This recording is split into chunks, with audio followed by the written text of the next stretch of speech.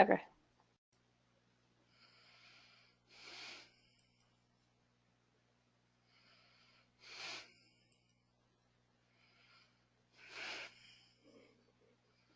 All right.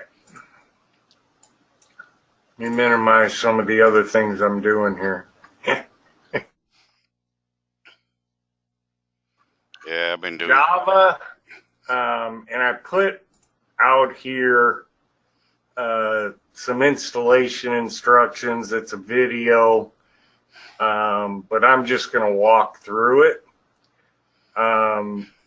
What I always do, especially if I haven't used, like I have a laptop that I use a lot, and it may not get used for a month or two. So Java can migrate pretty quickly. So the easiest thing to do is go to Control Panel. In Windows 10, Windows 8, Windows 7, you can go to this little search menu, or any other way you know to quickly get here. And we just want to simply see that Java is installed. I know personally I always have the latest because I let it remind me. But I'm gonna go ahead and uninstall it, and I'm gonna turn that down. And you guys can still hear me? Yes. Fine. Okay. So I'm gonna go ahead and just remove my current version of Java.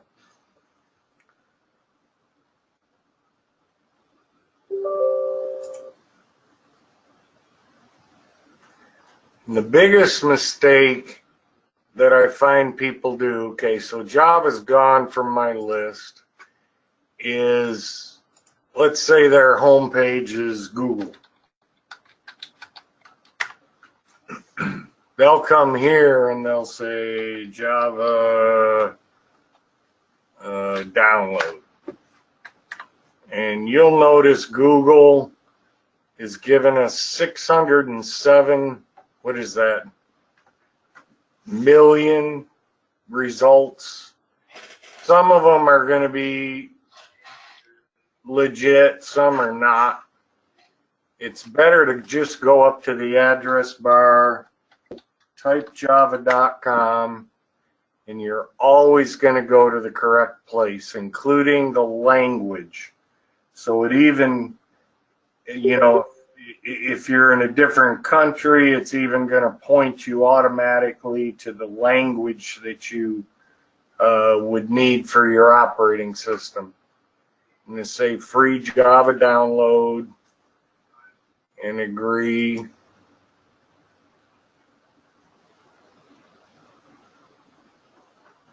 Chrome puts it down here, you know, when it downloads it. Internet Explorer, I don't know how many people are still using Internet Explorer. I don't anymore. I was a pretty firm believer in it for a while, but as you can tell, I haven't even used it on this machine yet. But it's the exact same thing. Go to the address bar in java.com, free Java download. The only difference with this is it'll give you a run or a save as, save or save as. With Internet Explorer, you could, you know, just go ahead and do the run and not even have to download it. Mozilla and Edge are pretty close to Chrome and IE. So we've got our download. I'm just going to run it by clicking it.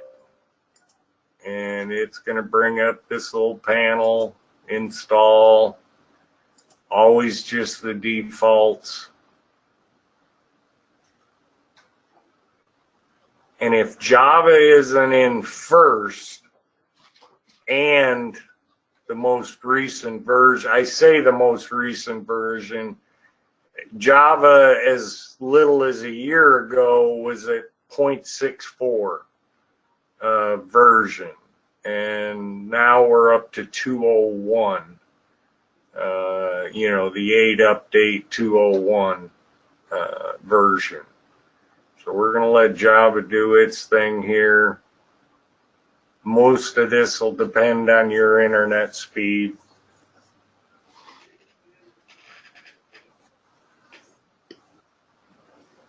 And it should give us a successful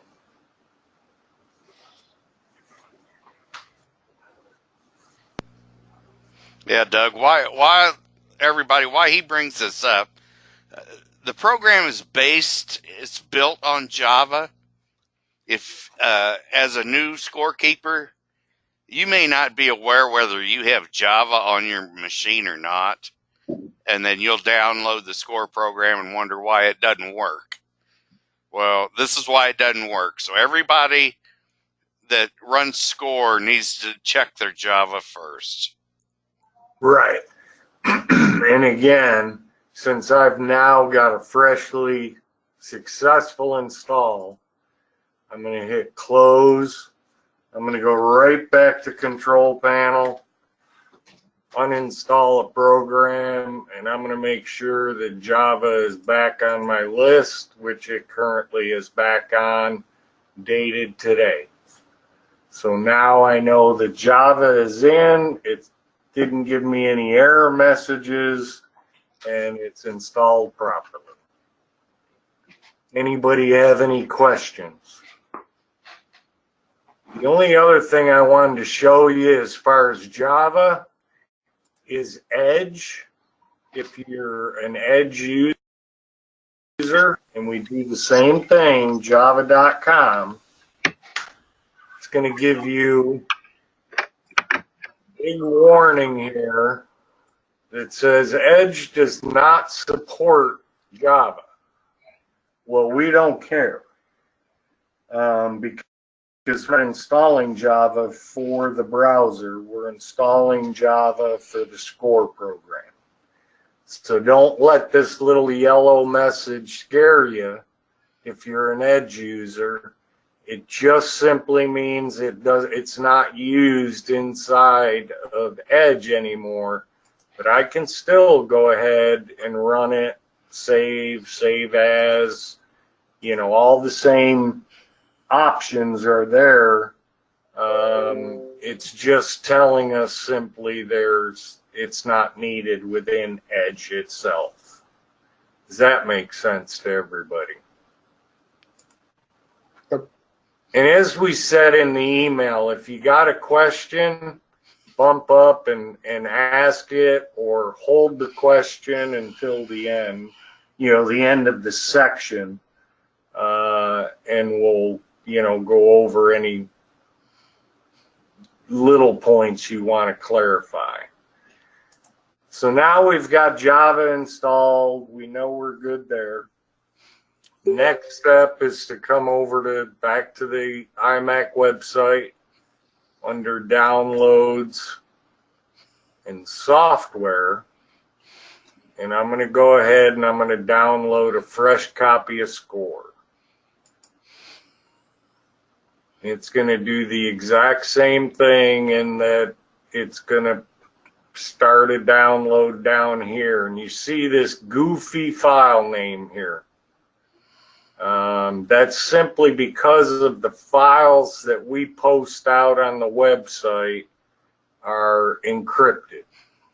So all I'm going to do, instead of just clicking on this folder, I'm going to say show in folder, which is going to open up my downloads.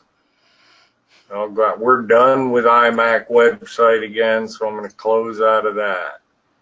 And you notice I already have one down here that I've done this to. So I'm going to change this one to A.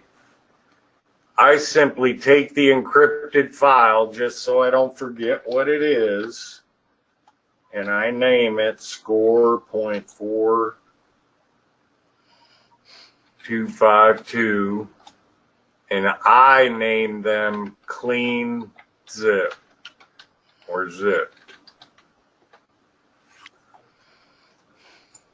You'll also notice the zipper, and that's another good indication that it's still compressed. So Sam has got this phone call, Mike has got this phone call, I've got this phone call, Steve Sides, who's on this call, has got this phone call. We get people who will open up that zip in Windows, open up the score folder, and go ahead and run it. And then they'll run scores all day Saturday. But as soon as they close the program, all the data is going to be gone because it wasn't uncompressed first. And the only thing you need to do to uncompress it is right click it and drag it to your desktop. Well, for some reason, I wonder if it's because I'm doing a screen share here. Looks like it because I can copy it to my other desktop.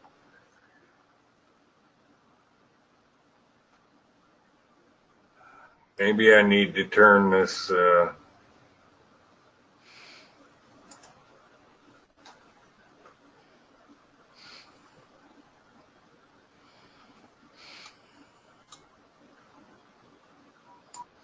right. I'm going to do that again because you didn't see it happen.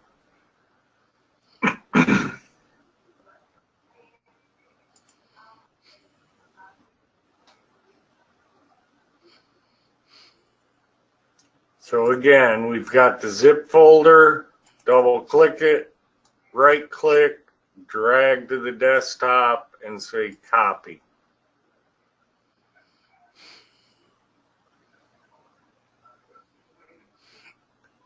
See how the folder looks open now? And you can see like a piece of paper in it. I'm going to close my downloads. Move that out of your way. Now I have an uncompressed version of Score.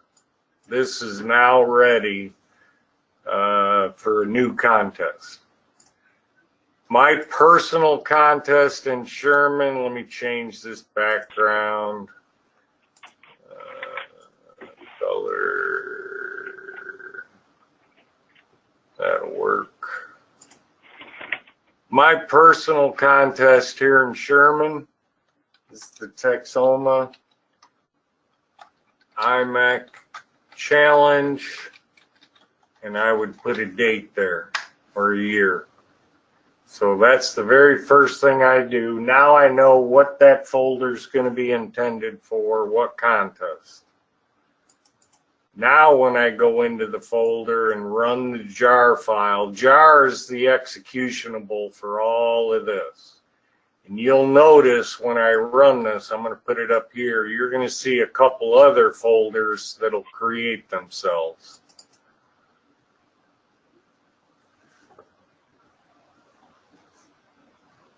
Tells us that Score is running now. Brings us up to our preferences. I'm going to go ahead and put in Texoma iMac Challenge. We're in the South Central.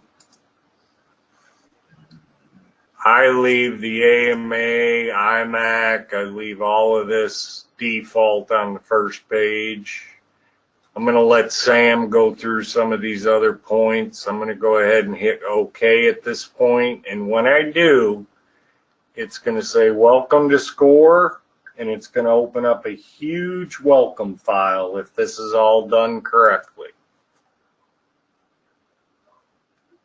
Main program will now start. It's asking me what browser, and there's your help file. Now I spent, oh man, weeks rewriting this. This hadn't been rewritten in, I mean, we had information in here that didn't even pertain to iMac anymore. So I went through and I rewrote this entire thing, including adding contact links up here to email Sam directly. The contents, you'll notice, will take you right to the sections they're talking about. But the first part here, this quick start, the very least you need to know, I suggest at least reading to there. I would love for everybody to take the time to read through it because it gives you so much detail to things that have been incorporated. New screenshots have been added, updated screenshots. Just fact by fact of what you're able to do and what we're about to show you can be done with SCORE. And again, all with updated screenshots, even got some South Central pilots here, but everything has been included. Once you're done with the SCORE help file, you can simply close it, but if you ever want to get back to it, just go to help and full text, and it'll bring it right back up on your machine locally. So if you've got a question, the answer is right at your fingertips within the program now. Actually, it's been there quite a while. People just didn't realize that it was there. This would pop up. They'd say, I need to get back to this, you know, and they don't even take a look at it. So I encourage you to look through that help file. That is the basics of downloading, installing Java correctly, and downloading and uncompressing or unzipping a prepped folder for a contest weekend. Do we have any questions?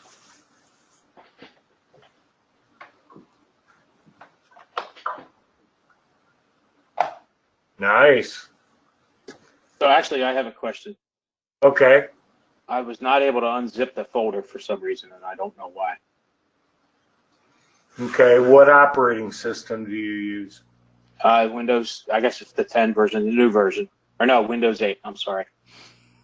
With any version of Windows, as long as you don't have any outside party zip utilities, WinZip or 7-Zip or any different zip utility, you should be able to, I'm going to go back to my downloads, you should be able to just double click it and see the folder inside. Okay. And then once you can see that folder, right click it, drag it to the desktop and say copy. Because we're copying it outside of that zipped up suitcase, basically. So here in a second, I'm going to get another SCORE file folder on the desktop. Okay, I know what I did wrong. I figured it out. Okay, great. I'm good. Any other questions? Thank you. You bet. Sam, you want to take the screen? Yes.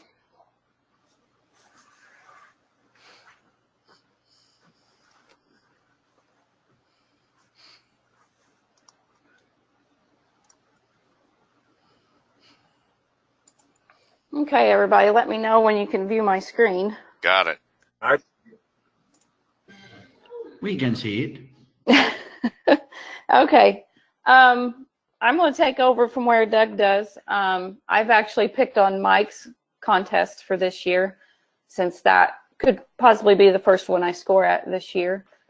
I do like Doug does. I name my folder for the contest I'm keeping for. That way I don't have to try and find it, and I keep it on my desktop.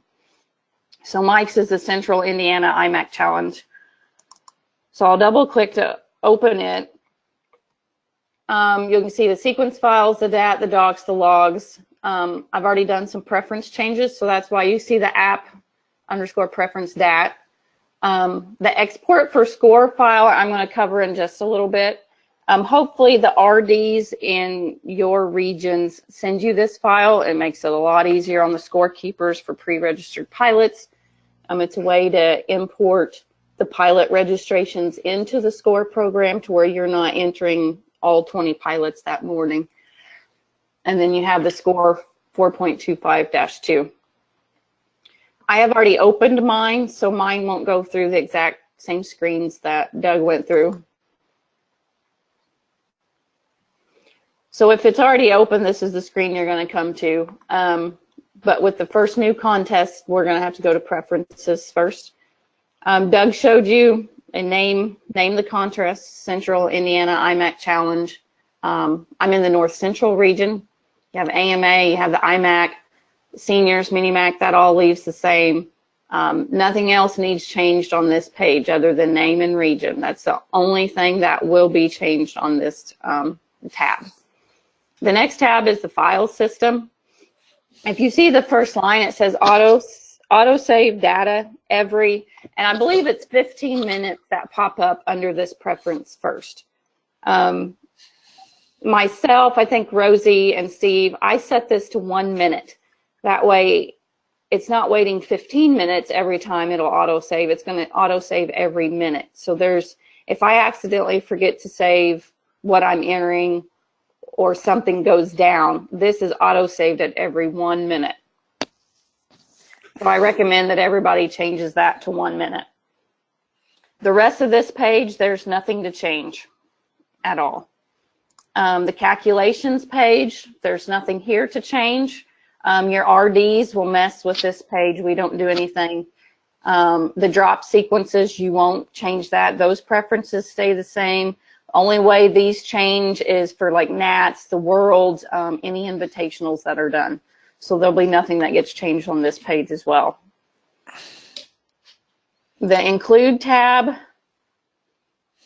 about the middle way down where it says warn about missing IMAC number. I click that. Your RDs must have the IMAC number to be able to post the pilot's points on the website. That's how the points accumulate. So the warn about missing IMAC number, on when you print your results, it'll show, I believe it's in red, that says missing IMAC number. And that informs you that I do not have this pilot's IMAC number in the score program. You could talk to the CD about getting the IMAC number.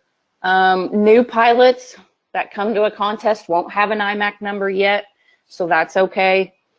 I think some unclick the AMA number on the results. I leave it. And then you can click the show IMAC number on results as well to show up on the reports that are printed at the end. Points, you won't be doing anything here. Go back to the include. Okay. We've been adding that K factor percentage as well. Okay. Because that's what gives the points of perfection line, and the pilots are really enjoying seeing that. Points of perfection are what they flew against perfection, which is far different than, you know, what a normalized score would be. So it's nice to have that checked well for the contest. Okay. So this this third set of boxes, pretty well all those boxes need to be checked. I believe there's only one that'll show up checked for new contest. So this section here, all of those boxes need to be checked. The point section, we won't do anything there. That's all based on the RDs. And then the reset button, you don't want to hit the reset button.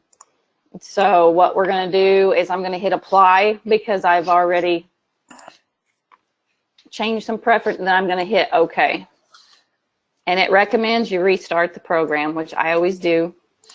So we're going to close out of it.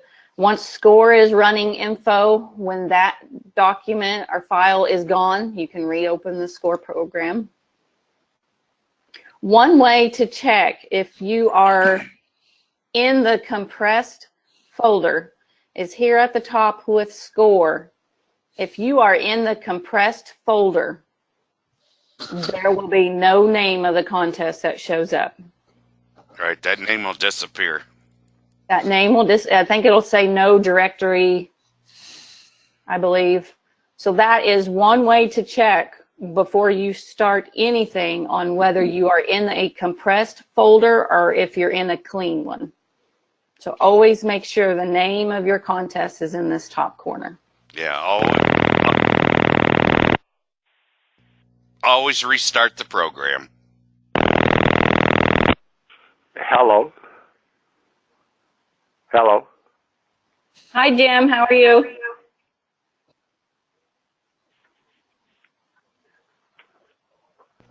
Jim, you there? Hello. We can hear you, Jim. Yeah, speaking. Yes. Okay.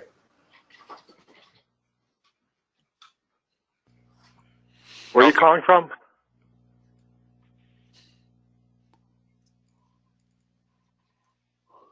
About my what?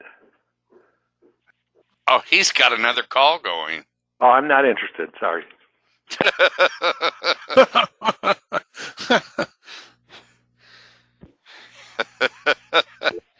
Anyway, just like Sam said, make sure you restart the program.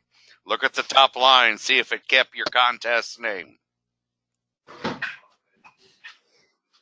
If it did not keep your contest name, unzip it. Don't go no further. Don't enter no scores, no pilots, no nothing, because then that already says there is an issue. So I just want to clarify something real quick, because we've had problems with this at some of our contests. So each time you start a contest, you're going to unzip a new file and rename it for whatever that contest is. Is that correct?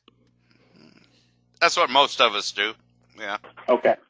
Because I know in one of the contests we had, they spent a good 45 minutes. It delayed us for like 45 minutes before they finally were able to start getting the scores into the program. And I don't know exactly what they did, but I'm assuming they finally figured out that they needed to unzip the file. So I just wanted to make sure I'm making sure. Right. So when they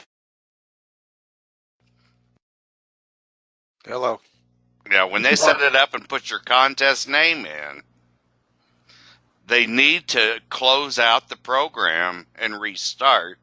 Look at that top line. If your contest name has disappeared, you're still in the compressed file.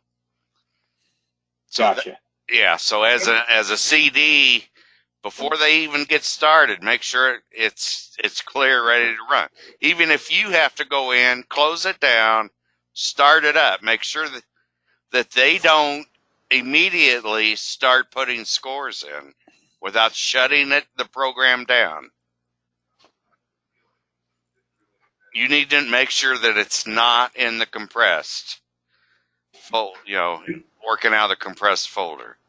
And really, in that help file, I make mention of, having the scorekeepers messing around and getting ready for the contest a week before, 2 weeks before, just, getting the folder ready, the contest name in, the preferences in, maybe enter one pilot manually just to make sure you can manipulate the program, close it, open it, make sure the data's still as you left it.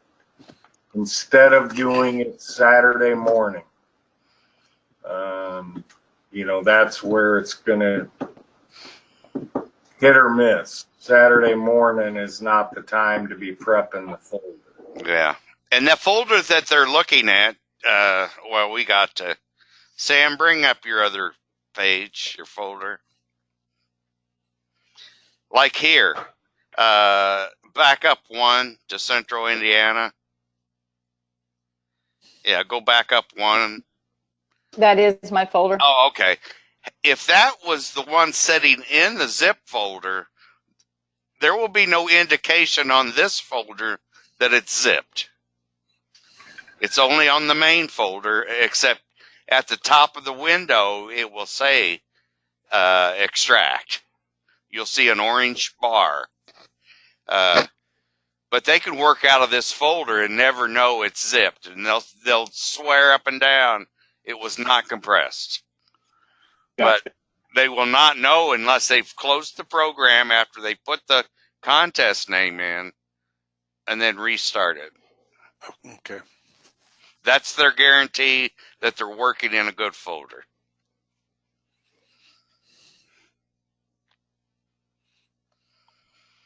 So it is okay to do this before the contest even begins, like Doug, you were saying a week before, something like that?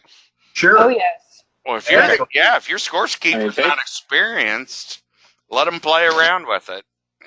Mhm. That was my next question. Can I play with this thing at any time just to familiarize myself with it? Oh, I- yes. We encourage that. Yeah. Okay. Yeah, I mean, I would say we could. What I'm going to do is we have about 8 or 10 guys just in our area alone that practice a lot together, and I'm gonna actually set the program up, and I'm gonna keep scores of what guys are doing, just to practice with it and play with it. Yeah, I mean, if you mess it up, throw it away and download another one. Okay. Yep. Cool. Well, that's why I keep the original zip right in my downloads folder all year.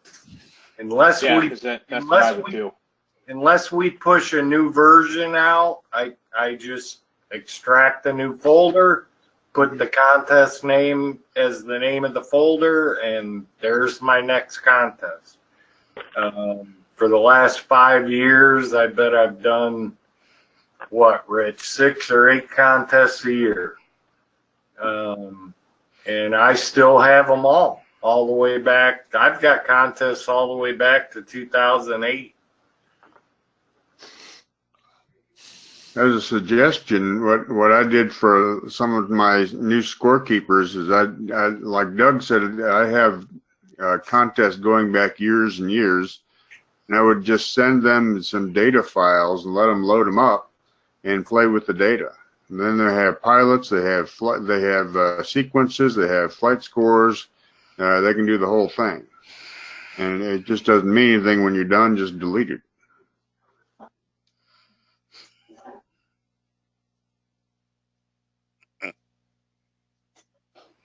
I Do think we we're, have, yeah, I'm going to say we're ready to move on, Sam. okay. So does anybody have any questions on the preferences or anything? This screen that we're looking at right now, that is just to set them up. That, in other words, that's basically registration. Yes. Okay. All right. Yep. Yeah, we're getting ready. We'll walk through that here. When you first open the new score program, this is the screen you get, set up pilots. This is the first thing I do for my contest. You'll see at the bottom, there's tabs that say set up sequences, set up pilots, and enter flight scores. When the score program opens for the first time, it automatically goes to set up pilots.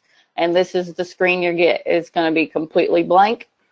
You've got file here at the top with different things. There's your saved app files.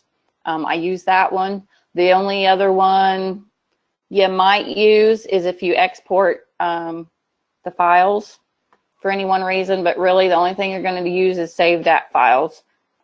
There's reports, which is your results. I do not use the frequency usage. Pilot detail, I don't even use. Story Writer is sometimes used. Your RDs will pull that. So the scorekeeper won't necessarily use Story Writer. And then help, there's that help full text that Doug mentioned that that can help you at any time during the score program. I got another question on where it says IMAC number. Yes. If you plug in that number there, will it call up the rest of the information on the pilot or no? No, it will not. Not on a new pilot. Okay. What about somebody that's entered before? Okay, a pre-registered pilot, which I'll show you how to bring that file in, that IMAC number will show up. Okay. All right. Yeah. It actually, the number doesn't attach. It's just attached to the file she'll show you how to import. Okay.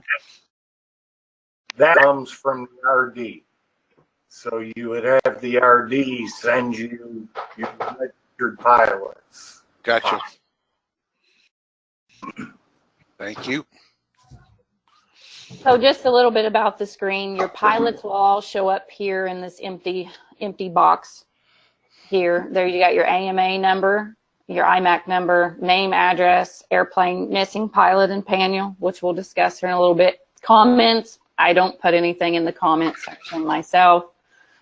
Pre-register only, this will show up on the export for score file. I'll show you guys that the RD send.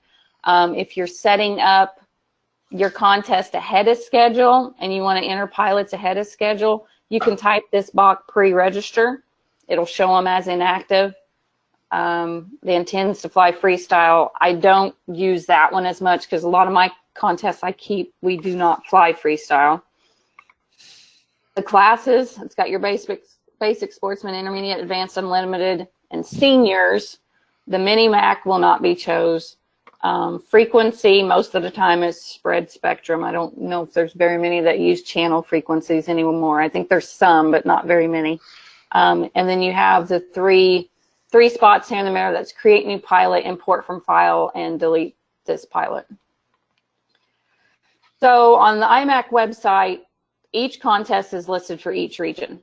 So when you go up and register for a contest, your name, your IMAC number, I believe the AMA number even comes over if it's in your profile. So you pre-register for a contest and you're showing the CD and how many people could possibly show up for that weekend.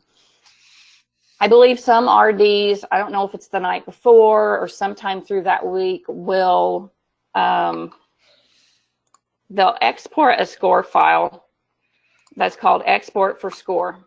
So this is Mike's contest, and there's details. So this is details on his contest. We got the flyer and the pilots. So right now, these are the pilots that are pre-registered for Mike's contest. Now, the morning of the contest, I don't want to have to re-enter all these pilots that morning, because once they get going, they're going to start flying, and there's a possibility I could still be entering pilots when scores are coming in. So your RD will have this little spot up here that'll say export for score. So when your RD will send you this file right here that's called export for score through email. It's an XML document, and you can't open it to read it. Doug might be able to tell you how to open it and read it. So I copy this file from my email that I get from the RD, and I put it in my Central Indiana IMAC Challenge score folder. That way I have it with the score program. You don't drop it in any of these files here, because these files go along with the score program, but I just drop it in as its own document. So then when you come back to the score program, these buttons down here, there's create new pilot, and I'm going to import from file. So I'm going to import all those people that have pre-registered for the contest. So this is the first one that comes up, which is the directory of the score program. So you go back and find the file. I always save my score programs to my desktop. That way they're easily found. So there's my desktop. Central Indiana IMAC Challenge is the folder I'm in currently.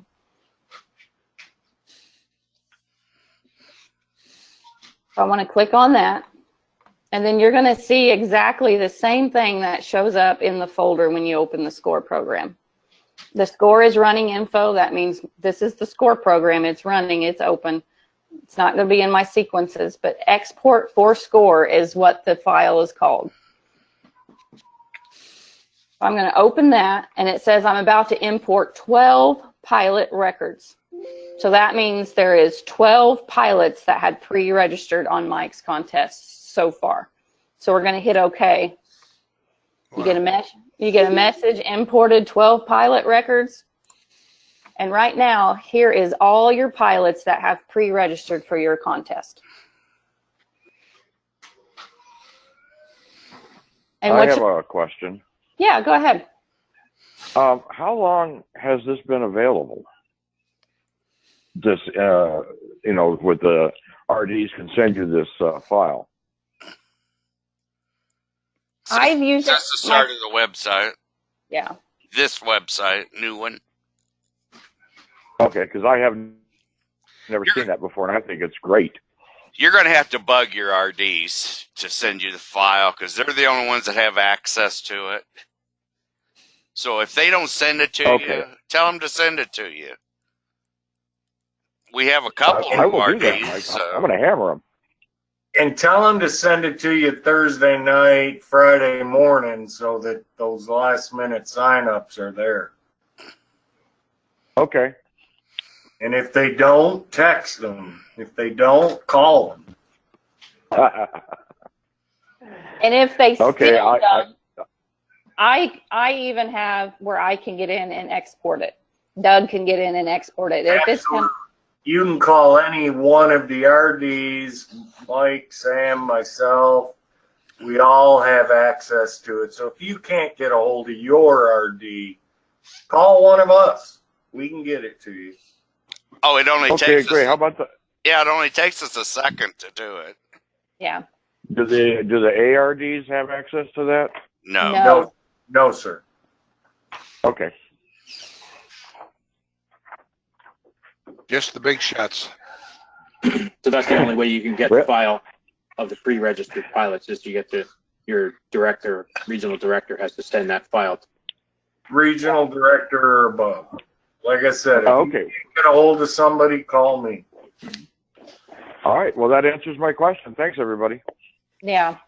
So, I mean, that just saved me probably 10 minutes having to entering pilots on a Saturday morning. Mm-hmm. So, but what you will see is with the pilots listed, you can see not active behind or in front of their names. All of them say not active. So, if David Pierce shows up, his AMA number has showed up, that imported in. His IMAC number imported in. His class is even imported in. Unless he changes classes when he gets to the competition, it's imported in. His frequency has even imported in, spread spectrum. And then this box is checked, pre-register only, and it says inactive, not to include any reports. So if he doesn't show up, you don't have to delete him off. He won't show up anywhere else. But if you unclick this, now he is actually registered and he will show up in the contest. Okay, all right. That's kind of deceiving, but I got it. Yeah, but that's why even the not active has even disappeared from his name. So it is actually showing he is a pilot. I personally, let's say, we'll pick on Rob here. Let's say Rob don't show up to the contest for any matter. We don't, emergencies happen, things break down. I'm always a last minute show up, midnight, dark 30. Let's say Rob is not able to make the contest. Mm-hmm. Are you? I would call for a tow from one of you. So if you don't want him showing up in that list, not even as inactive, we're going to delete the pilot. And you'll hit yes, and Rob's name will be deleted off this list. I won't pick on Rob since he's on the call. We'll do Robert. So, okay, Robert don't make it. We're going to delete him off. So his name is gone. Okay, so let me try to clarify something. So in other words, anybody that's on that list was registered on our website, right? Correct. Okay, and so what you're saying is if he's a no-show, then you delete that file.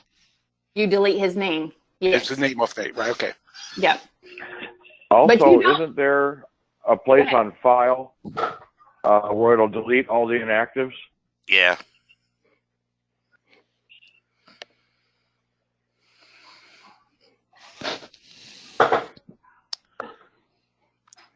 Yeah, they're not active until you make them active. Correct. Right. Right, but if you go up in the file, there's a drop down. It says delete inactive pilots. Purge, Purge right? all inactive. And then Yeah. boom, one slot, they're all gone. They're gone. Yeah. Yeah, I do that on Saturday morning when we're getting ready to start. I'll just drop all my inactives in one sweep. Yep. So there's one right there, or you can do it individually. And like on this one we're on now, like Bert, it even picked up that Bert is a senior, so he also competes for the senior points. So I'm here, and let's say the rest of the pilots are here. So I'm gonna make them active. They all showed up for the contest.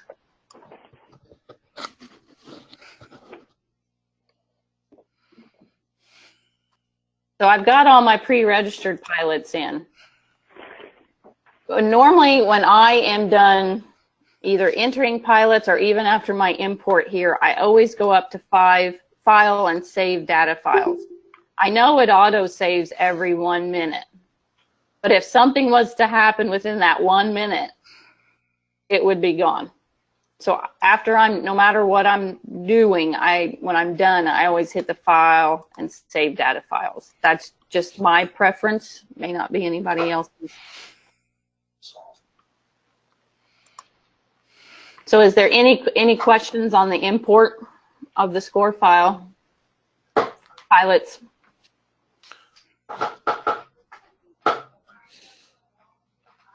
You could go ahead and create a pilot now.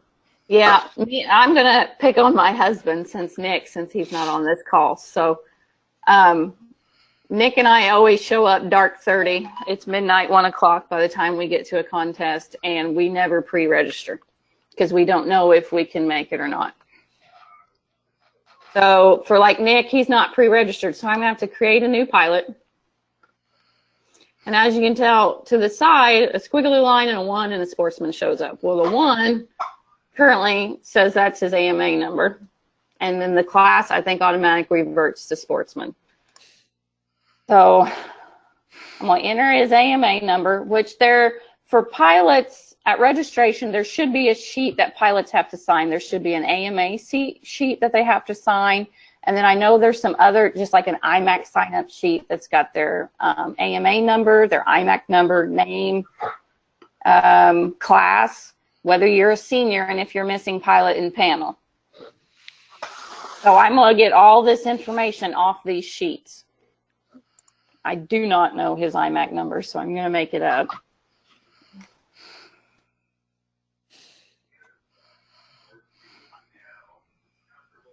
And I use the tab key. As you can tell, it's got a squiggly, so I'm working on his pilot right now. I do not put airplanes. He has a pilot and panel in his plane. I don't put no comments. We definitely don't fly freestyle. His class is intermediate, and he flies spread spectrum. Since I entered a new pilot, I hit file, save that file, just a habit. And then as of right now, I have my pilot created.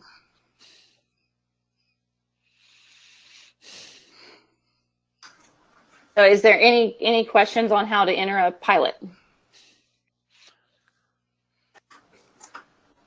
You might remind them that they have, once they fill in one of these areas, they have to tab past it, or Yes. it will disappear. Yep. Tab or enter. Does everybody understand that? So go to address, Sam. Yeah, Yep. type something. Like 123 Main Street. Now click on a different pilot. Go back to Nick. And you notice the address is gone now. Now do 123 Main Street. Click on the next line and go to another pilot and back to Nick. Saved it. You've got to come off the field you're on or it will not save it. Same as entering scores. If you don't tab past that last one, the sound and airspace, if you don't tab past it and you go to the next pilot, you go back to the previous one and your last score will be gone. Same principle. Hey, Doug, Yeah. could you go back and show the error? Sam, can you duplicate that again? Yeah. But make the error. So now click on the next line. Now take it out, because we have to take it all the way out. Sorry for the beep. Yeah, click on the next line. Go to another pilot and go back. Now just do the 1, 2, 3 main and click on another pilot and go back.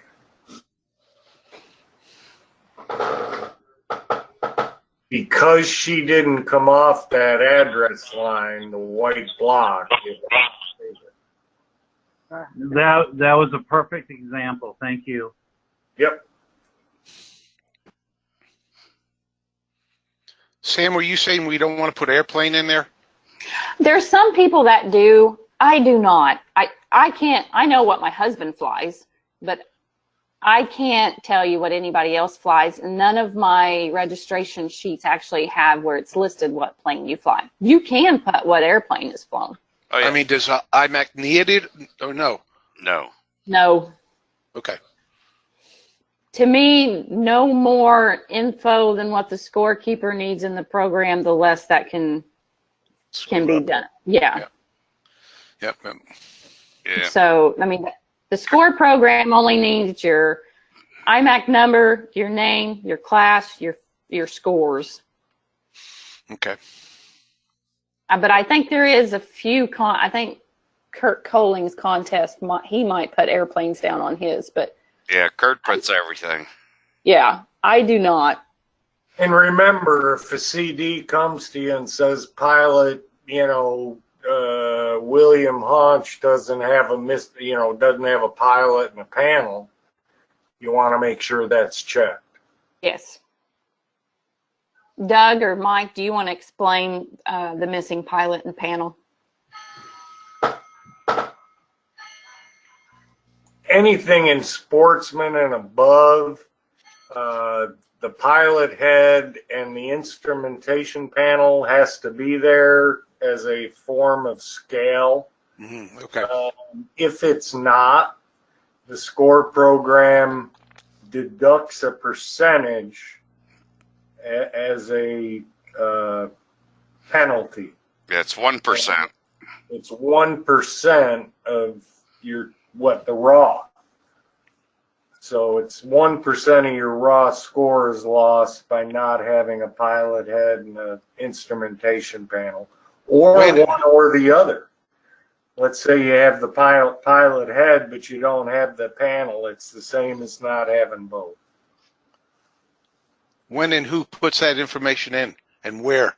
Scorekeeper puts it in. It's up to the CD to make sure that, anybody flying Sportsman through Unlimited have a pilot head and instrumentation panel. Yep. This can also be done in the entering flight scores when we get there later. Let's say he started with a pilot and panel, but then let's say his motor wouldn't start or something, and then he borrowed a plane to finish the contest and it didn't have a pilot and panel. Then you can assess it per sequence flown. I got you.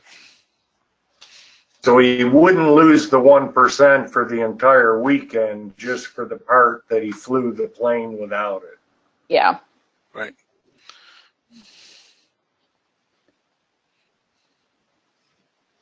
Do we have any more questions on setting up a pilot?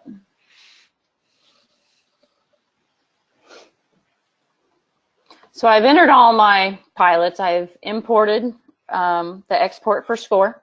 We've entered Nick as a new pilot. He decided to join the club and come fly. So I always hit file, save dat files. I've sat here longer than a minute, so it automatically did save, but I always do go back and hit file and save data files.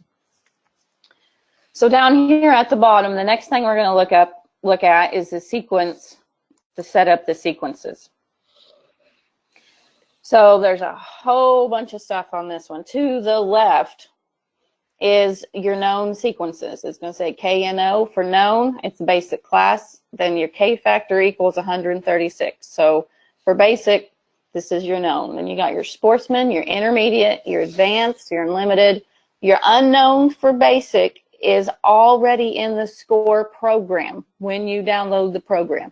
You do not need to create an unknown basic SCORE or sequence for the SCORE program. It is automatically there. And then you also already have a sequence for freestyle. So your types, you've got your known, which is click because we're on the known sequence. Then you got unknown freestyle. You got your class, your rounds. This will not change. You will not need to do anything with this one right here unless you're at an invitational, the Nats or Worlds or anything like that, because you're only going to fly one round of unknown sequences. So this will never change. In the middle of the screen, you're going to have 1 through 17. You see listed for the basic known, that's already in the program. It's got the K factors 1 through 12. It's got the description of this figure being flown. It's got your scoring rules. You got your halves. You got your tenths, integers.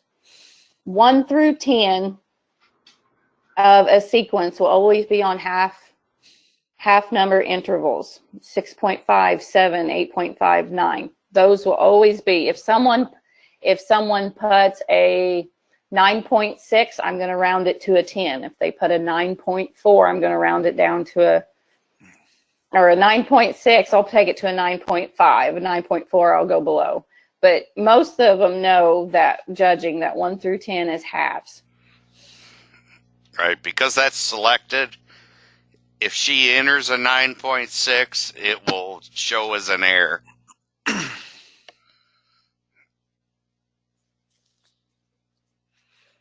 And then 11 and 12, as you can see, is your sound and your airspace control. And at basic, they are 3s, both of them, sound and airspace. Basics are 3, sportsmen's are 6, intermediate's 9, advanced is 12, and unlimited is 15.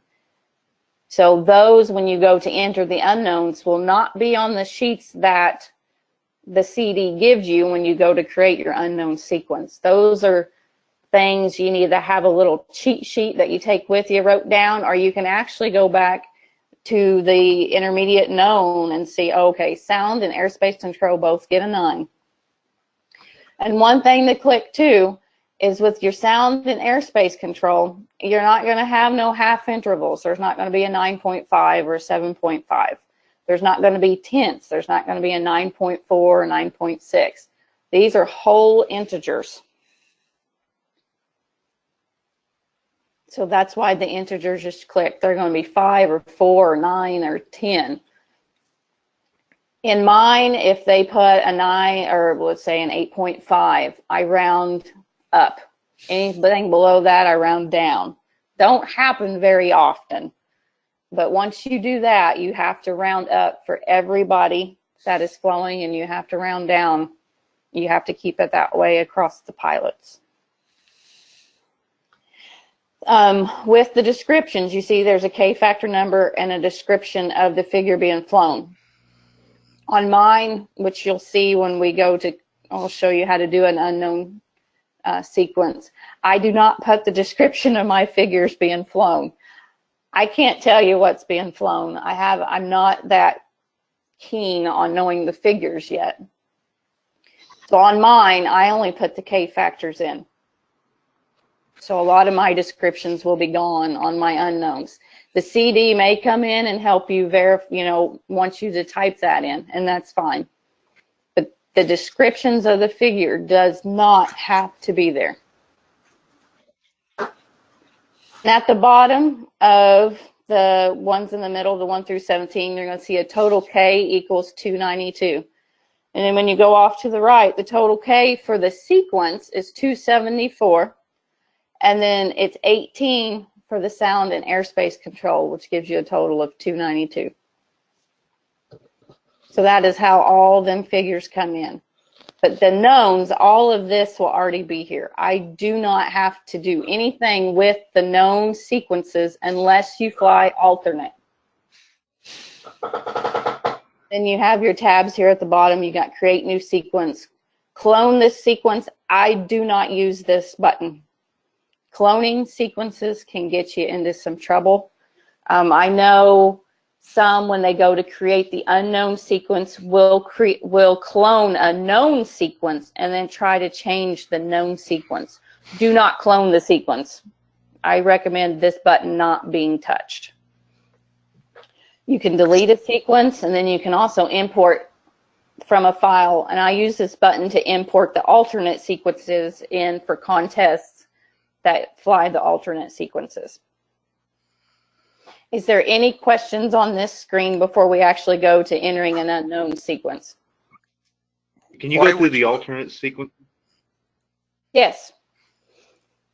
When you open the SCORE program, what has been brought in is your basic standard sequences, not the alternates. If you can see on Mike's contest, I have brought up here, there's a heads up, whoa, alternate sequences will be flown for intermediate, advanced, and unlimited. So he will not use the basic standard sequence. I know the alternate sequence for intermediate removes the roller.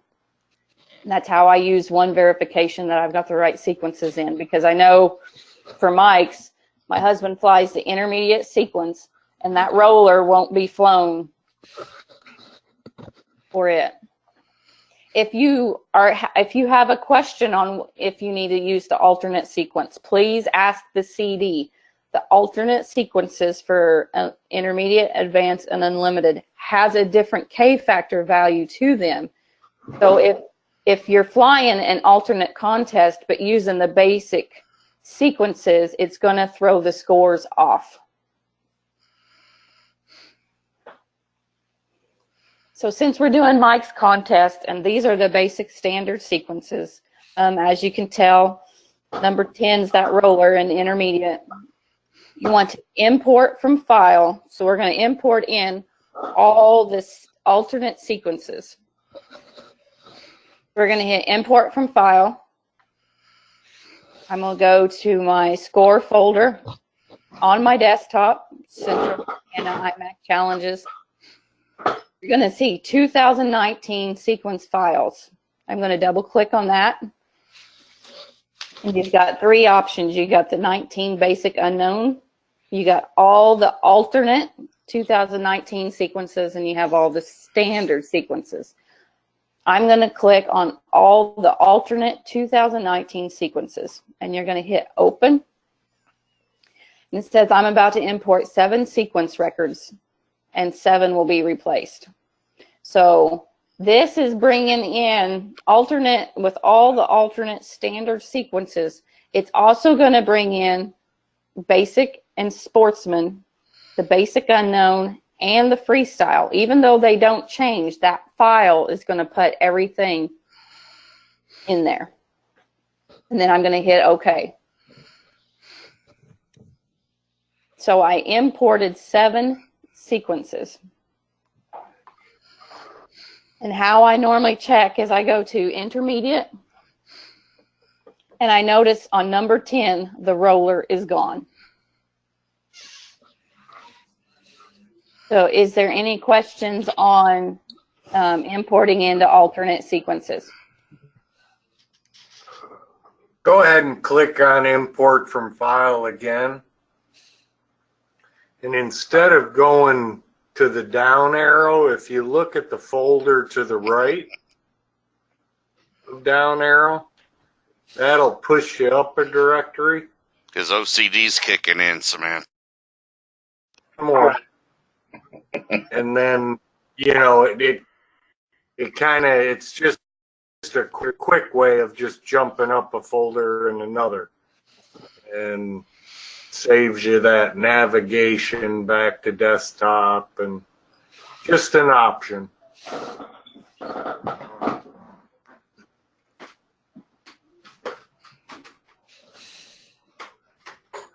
Did everybody see how we done that? Because I can import them again to show you how to go through it. I got it. But just to remember that when the new SCORE program has all the standard sequences in it. So the only time the alternates will need to be imported in will be on a contest that will only fly the alternate sequences.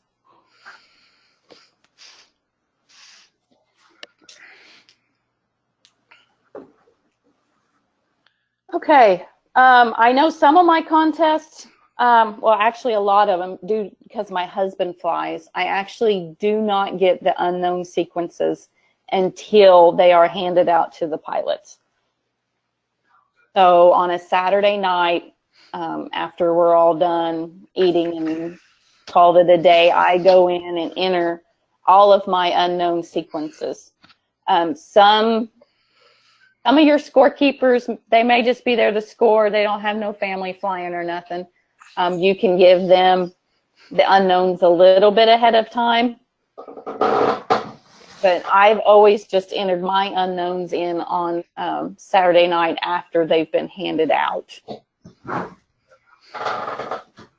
So I actually have pulled an intermediate unknown. I think it's from NATS last year. So this is the form, the top form on number A, and then there's B and C, which is actually the figures, the Aresti figures.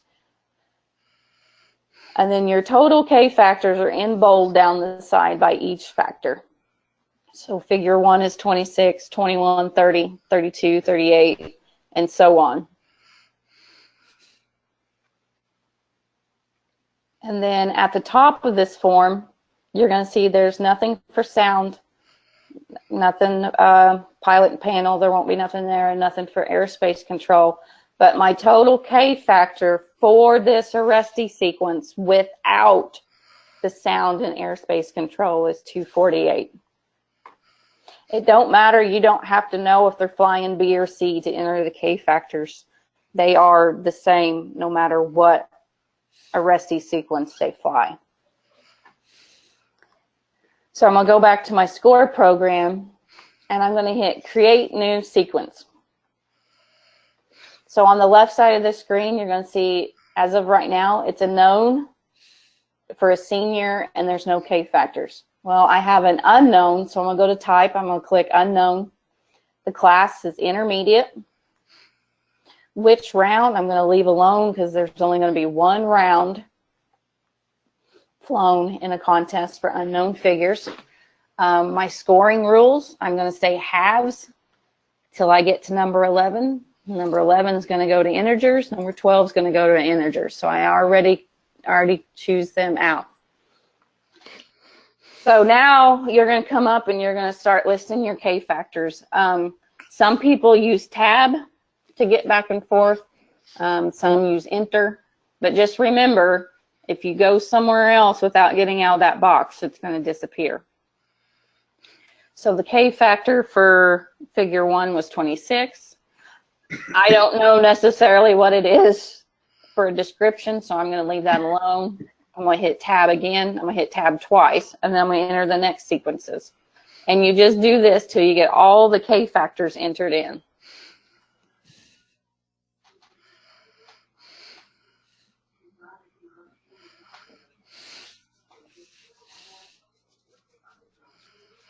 So at the bottom, you're going to see that the total K equals 248 without the sound and airspace control. So I'm going to go back to the sheet that the CD has gave me, and I'm going to show that I do have an actual total K of 248. So without the sound and airspace control, I know I match the total K factor for that unknown sequence that's going to be flown. So I'm going to go back And 11 and 12 is sound and airspace control. So I know intermediate is a 9 for sound and airspace control. And then I always type in sound, and I always type in airspace control. That way I know 11 and 12 are my sound and airspace control. So then at the bottom, you're going to show that now my K factor actually equals 266. So I've got a total arrestee sequence value of 248 and plus the 18 of sound and airspace control equals 266. So now that I've got my intermediate unknown entered, I'm going to hit File, Save that file, and hit OK. So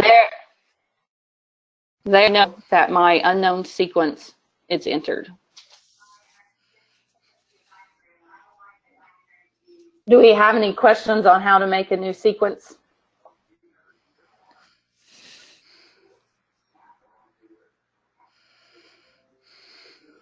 And of course, you would repeat that for sportsman, intermediate, advanced, and unlimited.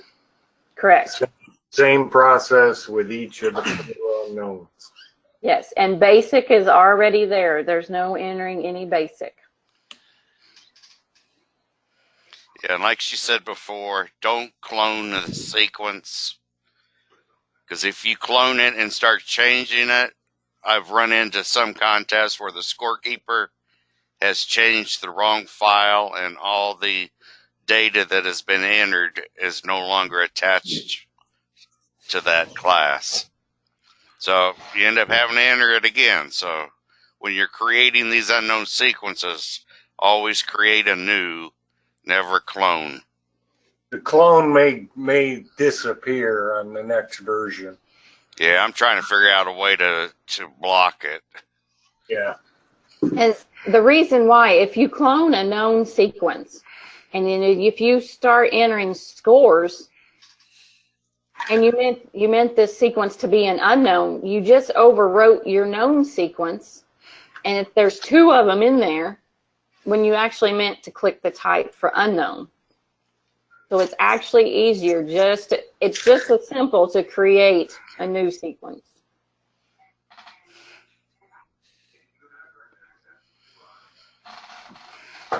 But as you can tell, like on mine, I don't have the descriptions.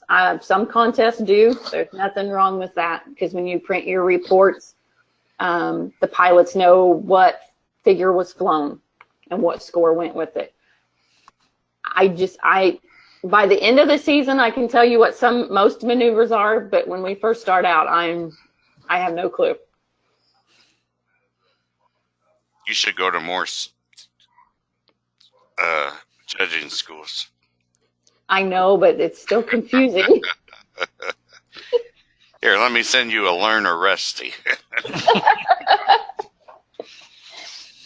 Oh, when I start calling, it'll get better this year. But so, does anybody have any questions on setting up sequences? Once you set up all your sequences, you will not be back in that tab unless there's a problem. The scorekeepers do not, once the unknowns are set, the scorekeepers don't need to be back in the sequences tab.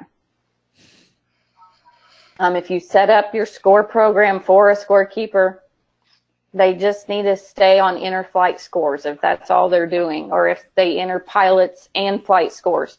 But once the sequences are set up, you will not be back in that tab.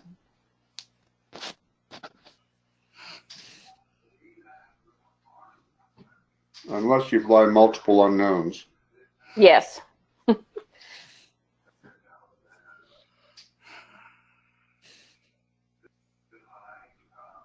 So any questions? Because now we're going to get to where we actually enter the scores. Someone hit File, Save, just in case. That's just so the last tab is the Enter Flight Scores. So this tab, you know, it says inter-flight scores at the top. You've got all your pilots listed to the side with their class, the basic, sportsman, intermediate. I do have an unlimited. I got Lou down there in unlimited. So I've got 12 pilots listed. This here in the middle is what round you need to pick, whether you're on a known, an unknown, or freestyle. The only time you'll hit unknown is when you fly the unknown round, but it automatically diverts to the known one. This is your judges right here in the corner. I've got William brought up, so his name brought up. There's no data. We haven't started scoring yet. The flight edits, there's your missing pilot and panel. If they actually start with a pilot and panel and then have to fly someone else's, that does not. If you, there's the zeros. If you have a pilot had engine failure before he started the sequence, but ended up having to zero the round, that's what that's used for. You can clear the sequence. Comments, I think there's a few scorekeepers that use this button. I do not. Your figure edits, there's your checkbox for your break penalties. And there's a comment section there. This is your create edit flight. That's where you're going to start. And this is your import from file. The import from file will not be used during a score contest. This is mainly for RDs that go to post the scores to the website, or if this computer crashed but we were able to get the files, or something happened where we had to go to a different computer, new score system, we could import them from there. But when just entering scores on the contest, this file will not be used. So we're going to pick on Nick today. He's flown his first round. I didn't holler at him too bad. He didn't fly too bad. So it's his first round of knowns. We're going to hit create edit flight. So this box that pops up, you're going to list the type of round, which is round 1, sequence 1, there's judge 1. But then you're going to see more. I actually just started using this within the last few years.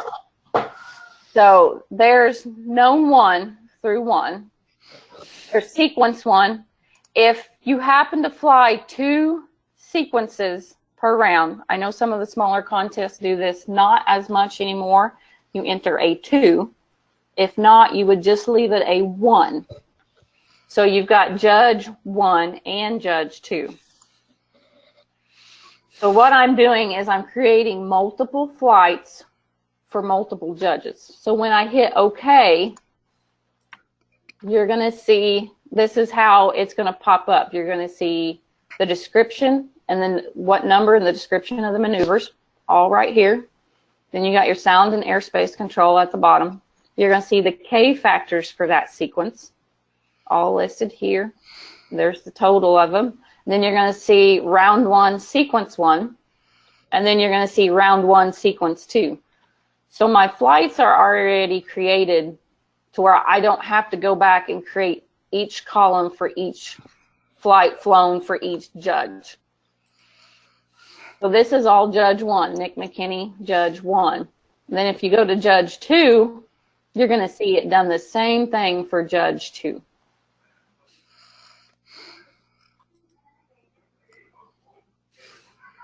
Any questions so far? So this is what will show up if you fly 2 sequences per round. Right here. As an example, go to Lewis now, yes, right above, and do the same thing. Create, let's say you're pretty sure you're going to be doing 3 rounds. You can actually do that right here and say round 1 through 3, 2 sequence rounds, and 2 judges. And not have to do them round by round. And they're easy enough to delete too. Let's say you added 4 and you only flew 3. You can delete the 4. Yeah, and to delete it, you just click in the first box and hit delete selected flight and it's gone. But you will have to do that for each judge. Right. And then it's gone.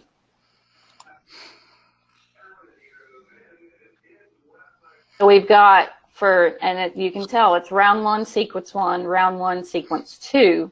And then you've got round 2, sequence 1, round 2, sequence 2 for each judge. Now, you're going to see when you go to judge 3, there's no judge there, which most of your contests, unless it's freestyle, is not going to have more than 2 judges. But if you had 3 or 4 judges, you do the same thing for each judge.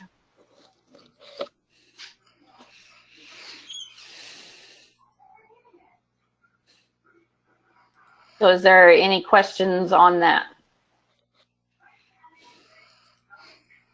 Okay. So we're going to go back to Nick. And, you've got your score sheets in front of you. And, there's a column for sequence 1, sequence 2. So you've got that in front of you. So you click on the first box. I have a keypad on my computer, and I use the down arrow. Rosie, how do you enter your scores going down?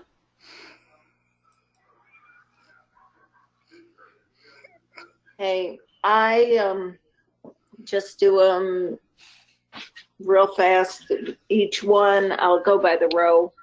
Okay. Do you do enter? Yes. Okay. Is it? Yes, because I do the 10 key. Okay. I use the down arrow on mine. You're gonna find, and I actually, on mine, if I know they flew 2 sequences, I will create this. If I know we're gonna get 3 rounds in, but I only enter a round at a time myself personally. I know for bigger contests, it's easier to do this way. So we're gonna give Nick some scores. So This is where she really gets them. we're gonna throw a 0 in there. Poor Nick. So I've entered I round. myself all 10s. Oh well, you could do that too. Ask Mike. Me and Nick have fun when he's live. I've entered his scores for round 1, sequence 1, judge 1. So we flew a second sequence. Sam, did you just click on that to highlight it? Yes. Okay. Yep. You just click on the top box and it'll automatically highlight.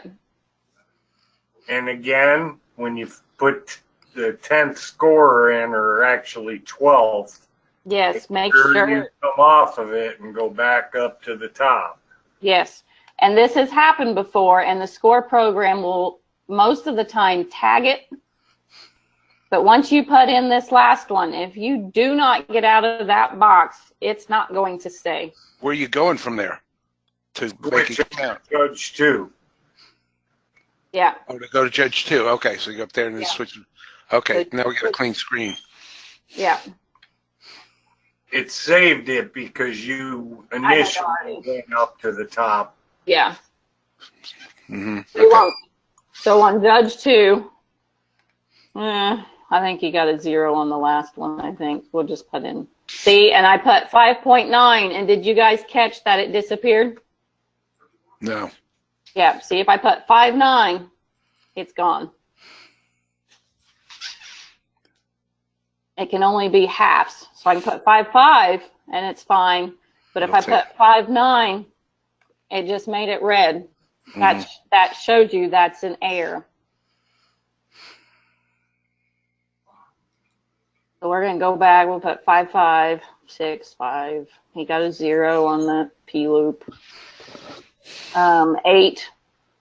And then now I'm not going to do anything. So I think I've hit my down arrow. I think I've entered all my scores. So I'm going to go to sequence 2, which it actually did keep it. We're going to enter scores again.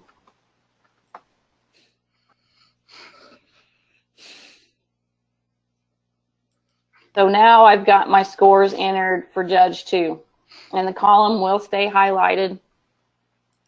But I always make sure on this last box, I hit the down arrow, I hit to enter or tab or what, I always make sure that is hit before I proceed. So let's say you guys notice that I entered a 0. Let's say that's a break penalty. So once you enter the 0, we're going to come over here and hit sequence break. So you're going to see that the score program automatically assesses and puts a B in that box. And I'm going to tab down. That way it saves that score, and that B will stay there. So go ahead.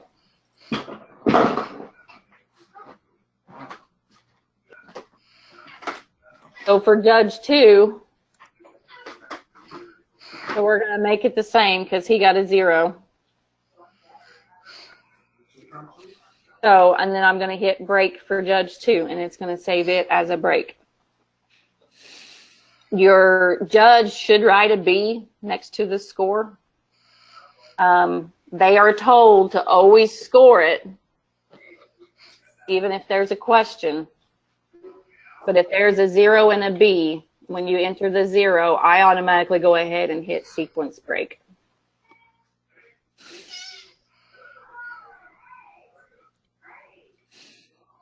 So since I've entered a round, I normally don't save it till I enter the scores for all of that class.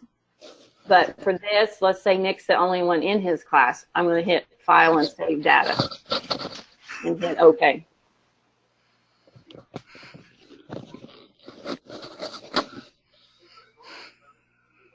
So do we have any questions on entering just a round of scores?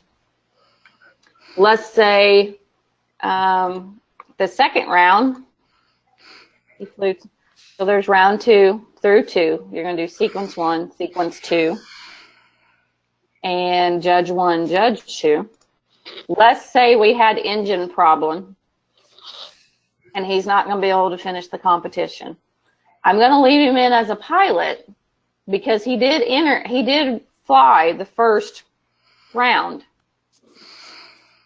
If his whole sequence are 0s because he wasn't able to do he's working on his motor, he couldn't fly that round, I'm going to go over here and hit the 0s button, and it's automatically going to put those 0s in for me. I don't have to enter the 0s myself. The score program will enter them for you.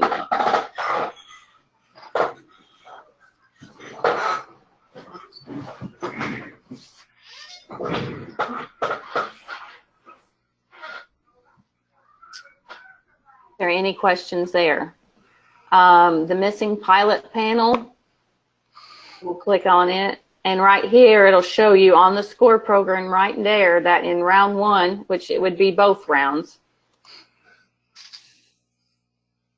if he didn't fly that round right there, it shows in sequence 1 and sequence 2 he's got a missing pilot panel. So let's say, you know, if he did fly round 2 and they had a pilot panel, the MPP would not be there. So the penalty for the missing pilot and panel would only be on the round that he flew without it, not any other rounds where he had the pilot and panel.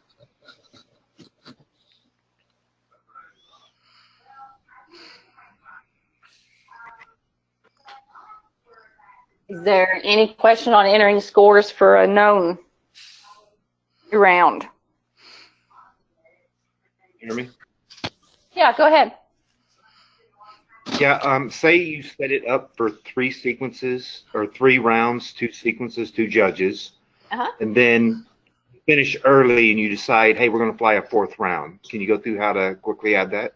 Yeah, so like this one, you know, we've got our 2 rounds in, and well, go back to Lewis because we already set it up for 3. Okay. Oh, but we deleted one of his. Yeah, we'll pick Rob. Yeah. So you would just go back to create edit flight, we're going to go ahead and put in the 3 rounds that we've already done.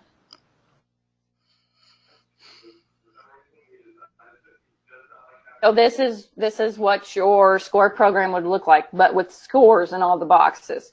So at the end of the day, Dan, you said we can fit a 4th round in. You're going to go create, edit, flight, and you're going to hit the more button. You're going to do round 4 of 4. You're going to do sequence 1 and 2 because you're doing 2 sequence rounds. And then you're going to do judge 1 and 2. And then there's your 4th round.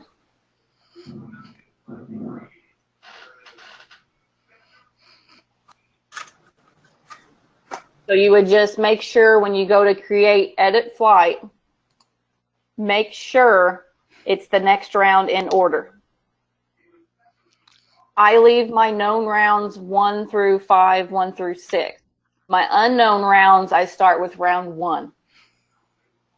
Because I know I've only flew 1 round of unknowns. But your knowns, keep them going consecutive.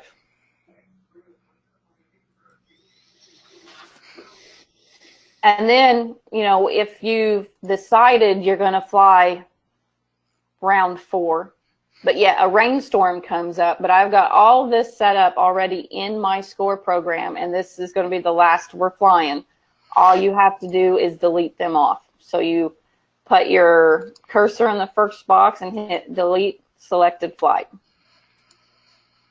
And you put your, for sequence 1, you hit delete selected flight. You'll have to do this for each pilot, and you'll have to do it for each judge. But then there won't be no, when you go to print your report, it won't say missing flight scores because a round was in the score system, but there's no scores. So for his round 2, we're going to delete selected flight. And for round 4, sequence 2, we're going to hit delete selected flight.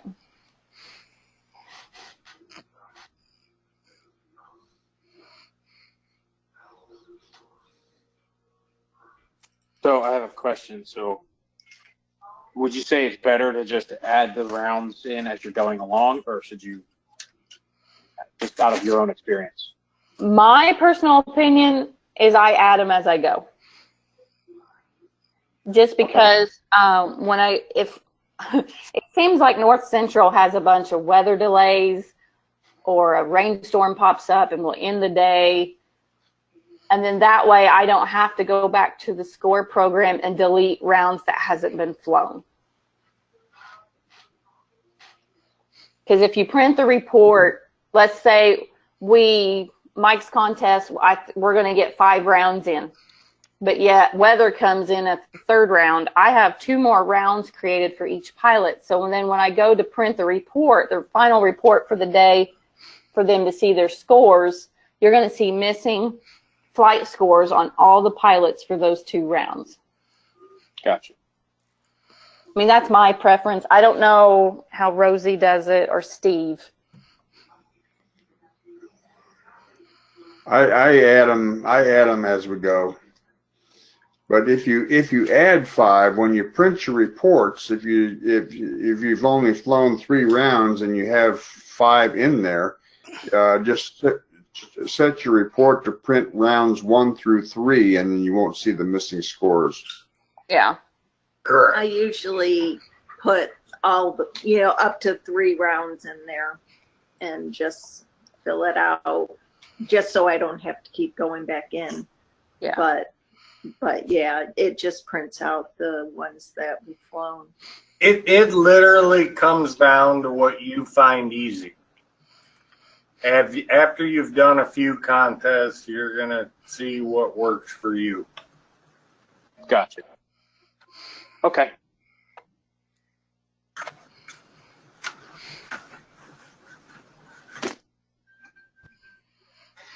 Any other questions?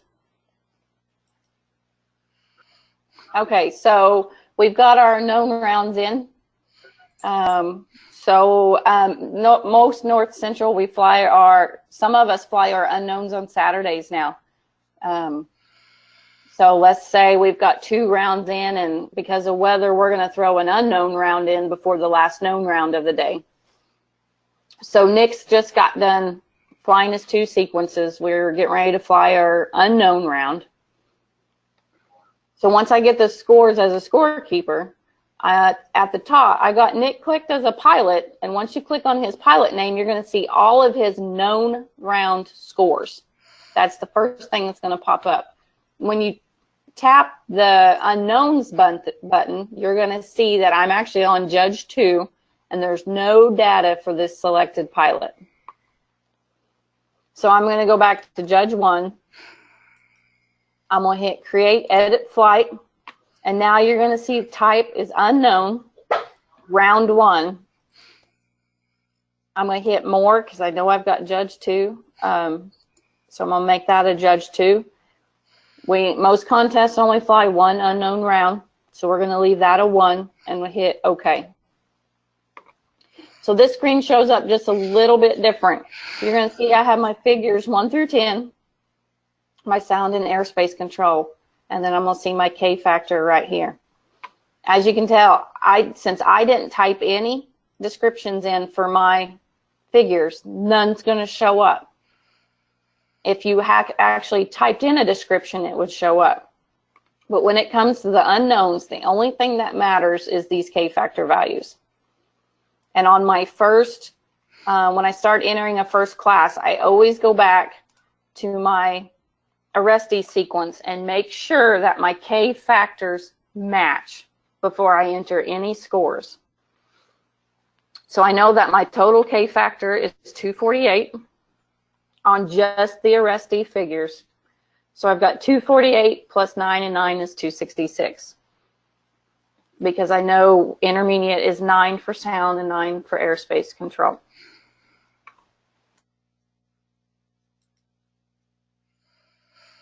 So I've got the score sheet in front of me. There's only 1 round and there's only 1 sequence. We only fly 1 sequence of the unknown round.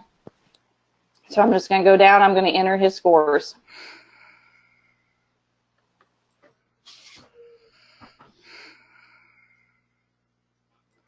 He flew his unknown round with Judge 1 pretty good. No zeros. So this is for Judge 1. So then you're going to go up, you're going to hit Judge 2.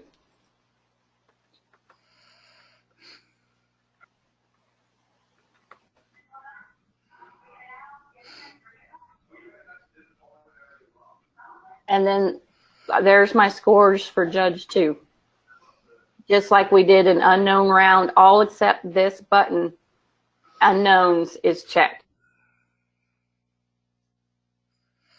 You know, if I needed zeros, you could hit zeros. For a pilot that flew around, had engine troubles, not going to finish the contest, you would click on his name, unknowns tab, and for each round, you just hit the 0 button. That way, his name would still show up. You know, he didn't fly, but then he's got zeros for those rounds, because when the RDs go to upload scores, those zeros need to be there. Is there any questions on entering the unknowns scores? Is there any questions on entering scores at all? Hey, Samantha. Yeah.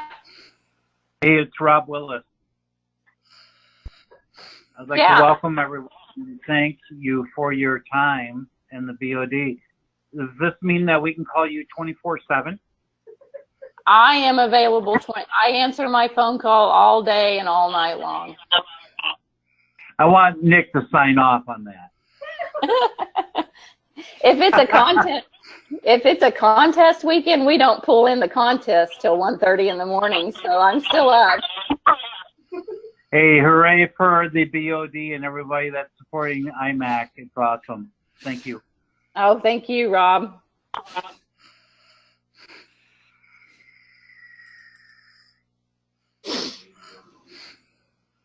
Anybody have any questions? I do. Yeah, go ahead. This is more of a contest procedure, as long as we got Mike and everybody here. Say we're zinging along on Saturday, and we got 4 rounds in. We're going for a 5th, and we end up we fly basic sportsman and intermediate, and we get through all those classes, and the rain hits, and we call it a day. do we retain the scores that we've entered, or do we wipe out the whole day, or just let them, the basic sportsman, intermediate, have their scores, and unlimited just doesn't get their 5th round in? No. You would have 2 options. Either the first 3 classes would lose their scores, or the following morning, the advanced and unlimited could fly that round first. And then, then everybody could keep them. Okay, so we have to get through all the classes for a round to be complete. Correct. If all classes do not complete the round for whatever reason, I'm not talking a pilot drops out. I'm talking the whole class is unable to fly, or half the class is able, and then it gets dark. No, the whole round would be null and void. Okay, that was my only question. Thanks.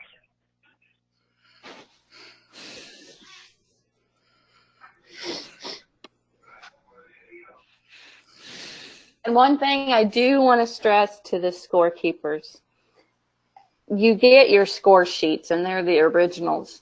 I want to stress, do not hand out the original score sheets. Your score system will print the scores per pilot, or you can make copies of the original score sheets. But do not hand out copies of your originals. If the computer system would happen to crash, or before things got to the RD to be posted, we have to recreate that file. And if all the pilots have their score sheets, you know, we hope they wouldn't change no numbers, but there's a possibility that they could lose their score sheets. A number could accidentally be changed if they were using a scratch piece of paper. But I do want to suggest to never hand the original score sheets back to the pilots. I have score sheets from when I started scorekeeping 4 or 5 years ago still for contests there. If the RD sees a discrepancy in the scores that were sent to him, the scorekeepers or the CD still has the originals that they can go back to and relook at to get the discrepancy figured out. But the score system will actually print out all the scores for every round flown for each pilot. So there's really no need in giving them their originals. And then once they're posted to the website, that pilot can also print out their scores for each round that was flown. Why don't you show them that on NIPS? Oh, the individual scores? Yeah. Okay.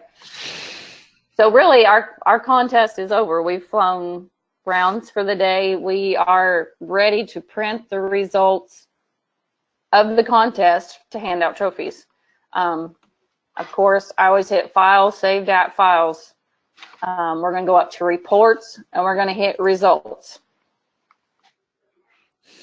So the boxes that are checked are scores that they've noticed have been created in the score program.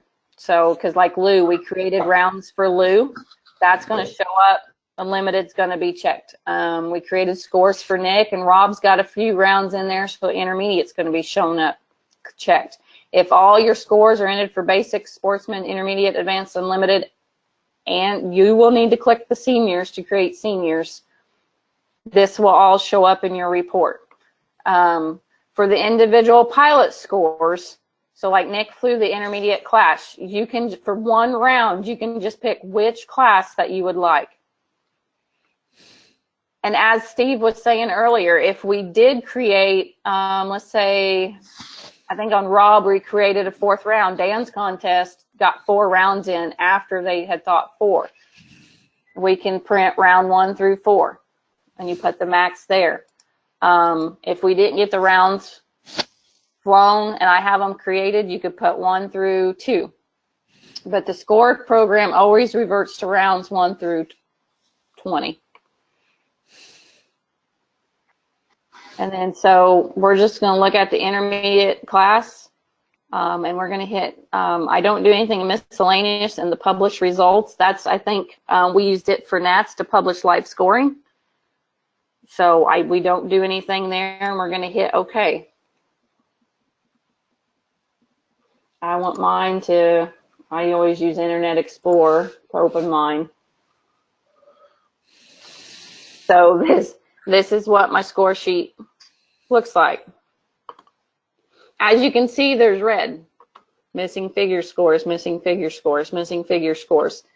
The missing you never want to see red on a contest report. If there's red, something's wrong. There's scores missing. There's a box not checked. There is something wrong that is throwing red on this score sheet. Well, on the case of Rob, we entered these rounds to begin with, but he has no scores, so that's why it's showing he's got missing figure scores. On Nick, round 1, he flew round 1 and he won. I got 1,000. The percentages underneath the 1,000, that is the percentage of perfection that Doug had spoke about earlier, being checkmarked in the preferences. That is that 44.9%. So Nick flew 44.9% of perfection, even though he got 1,000. He got 1,000 points for the round. Pilot, don't you? Don't get me in trouble. Now, the 1,000 points is the points he gets for the round, but that is your percentage of perfection. And round 2, engine failure, he didn't fly. But since Rob had round 3 created in his, that means, and Nick did not, it's going to show that Nick is missing flight scores for round 3. So that's why the red is there for missing flight scores. And then you see there's the unknown round at the end. Nick won the round with 1,000 points, and there's missing flight scores. An unknown round was created for Nick, but not for Rob. So there's an issue. I'm missing 1 scores. He may not have flown that round, but if all the other competitors in the class did, he will have missing flight scores show up. And that's or the sheet didn't make it into the score trail. Yes, that has happened too. Yep. So what you would do is you would go back, you would close out this screen and go back and fix his, hit data save, and then reprint this report. This, as Doug said, we can print reports for each individual pilot that flies in this contest. So we're in the intermediate. All you have to do is click Nick's name, and there's a report of all the rounds he's flown with his scores. And all the scorekeeper has to do is print this report here and give it to the pilot.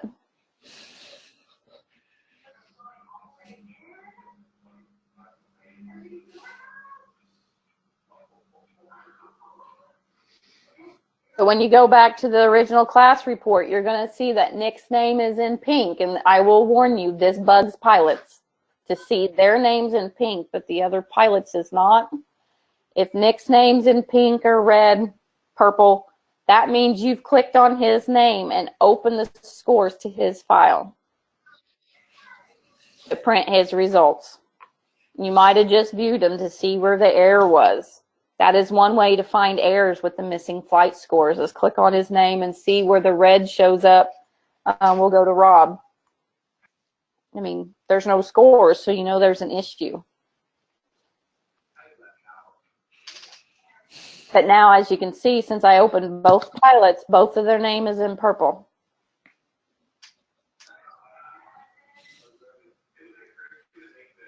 So if you want to print the whole round, but you don't want each class on individual sheets of paper, you go to Reports, hit Results, click Basic, Sportsman, Advanced, Unlimited. You can even do Seniors. But say I just want the known round, I can hit OK, and it'll print me a report with just the known rounds. And then I've got Lou that showed up. We created rounds for him, so he's down here at the bottom too.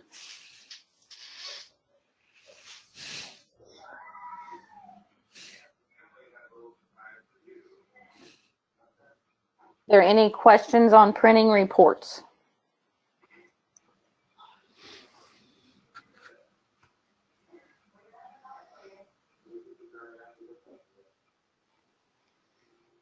Does anybody have any questions on the SCORE program on anything?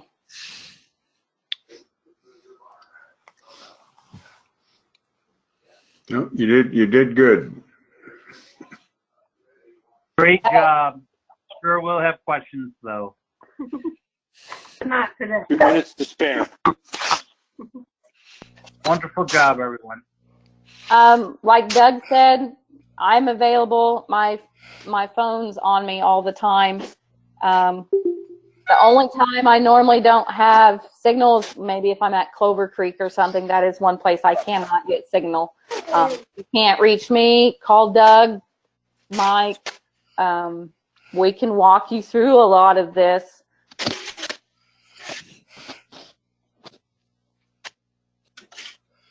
And like on the export for SCORE, if you cannot get your RD to send it to you, please get a hold of the three of us. We have access to be able to get that file to you to save you some time.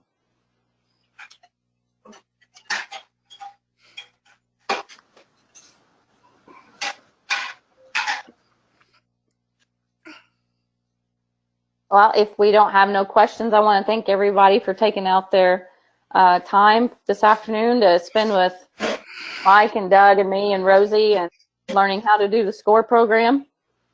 Anytime you have questions, please email us, call us with any questions that you have. Hey, Samantha, real quick, can you go over the files that you would send to your RD once your contest is concluded? Okay. I'm gonna go ahead and hit File, Save As. That's just something I always do. So we're gonna close out of the SCORE program. You don't want to send the files while the program is running. Hey, Sam. Yeah. Let me tell you something we've added. Okay. If you go up to File, Okay. zip the reports.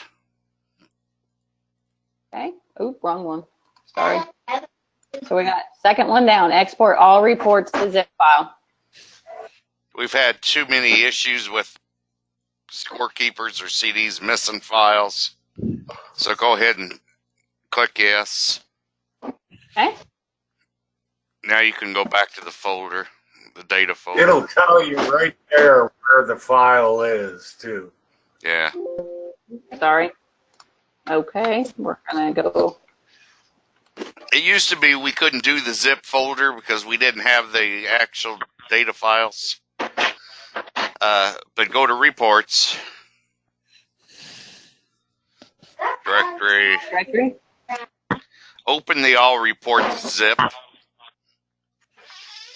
See the data folder. Everything the RD needs to be in there. If he needs to make correction. So that way nothing will ever be missed. Just in the whole zip report? Yeah. Perfect. Hey, Doc. Yeah. Sorry, Mike. Rob Willis.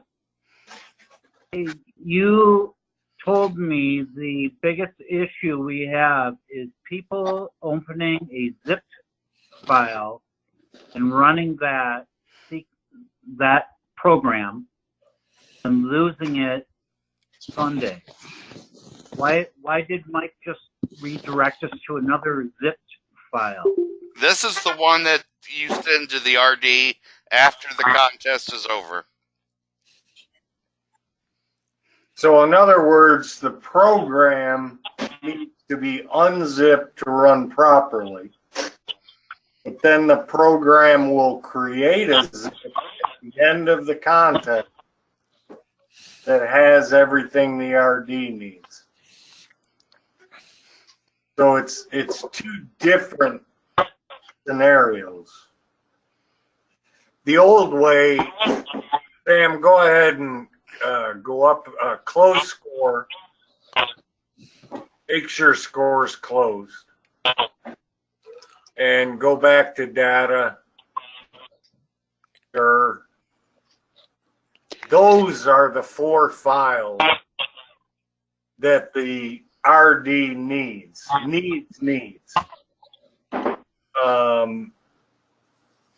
Some email servers, they don't like DAT files. Because DAT files can hold viruses, so they'll just reject zip files. There's some servers that won't accept zip files in an email. So you just, depending on your email provider, will depend on how you'll need to send files to the RD. Mike was just showing you a different option.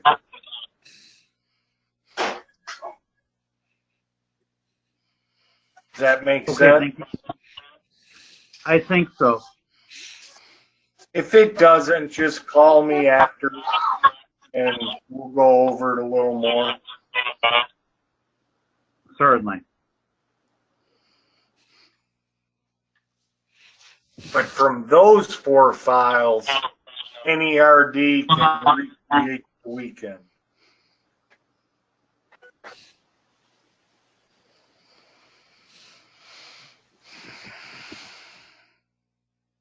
Thank you all. All right. Thanks, guys. You bet. Thanks. Thanks, everyone. Thank you. Thank you very much. Great. Have a good season. My number's out there everywhere, and of course our email addresses. If you have questions, just contact us.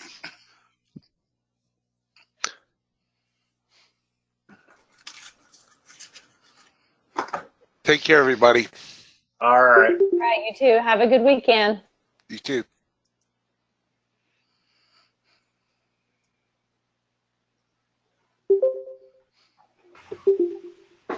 Same background picture you had last year. Yes, I don't change it much. My son is actually 10 now, so he's 4 years older than that, because that was at the 14 Worlds. Yeah, you do need to update that picture. It's the best picture I have of the 3 of us. Just next year's score, I expect a new updated one.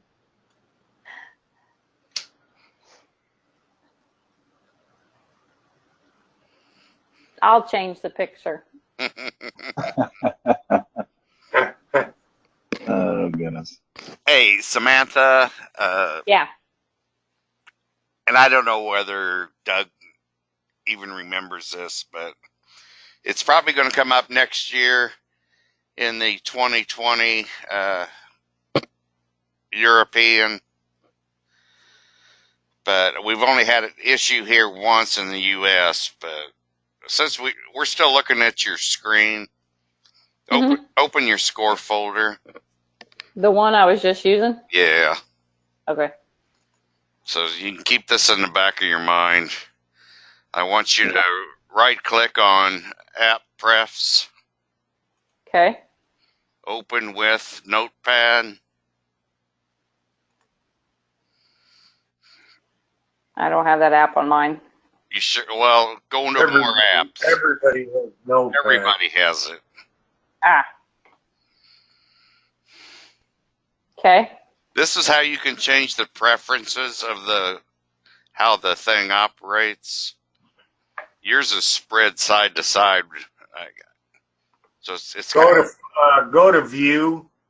Okay. And I'm sorry, Format, Word Wrap. There we go.